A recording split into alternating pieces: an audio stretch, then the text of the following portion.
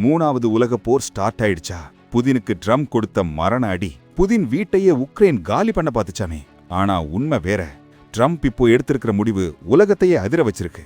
December 28 புதினோட வீட்டு மேல ஒரே நேரத்துல 91 ட்ரோன்கள் அட்டாக். ஒரு பெரிய ஆர்மி ஹெட் குவார்ட்டர்ஸையே தரைமட்டமாக்குற அளவுக்கு வெடிபொருட்கள். ஆனா இங்கேதான் ஒரு ட்விஸ்ட். CIA செக் பண்ணி பார்த்தப்போ இது உக்ரைன் பண்ணல, அமைதி பேச்சுவார்த்தையை கெடுக்க ரஷ்யாவே பண்ணிக்கிட்ட ஒரு டிராமான்னு கண்டுபிடிச்சிருக்காங்க.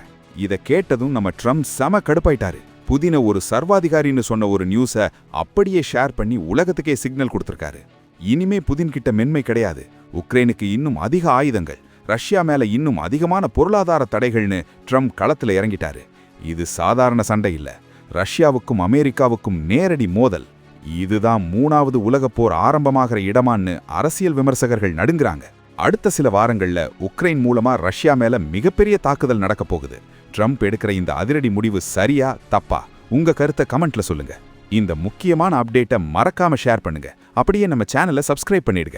ஏன்னா மூணாவது உலகப் போர் ஸ்டார்ட் ஆயிடுச்சா?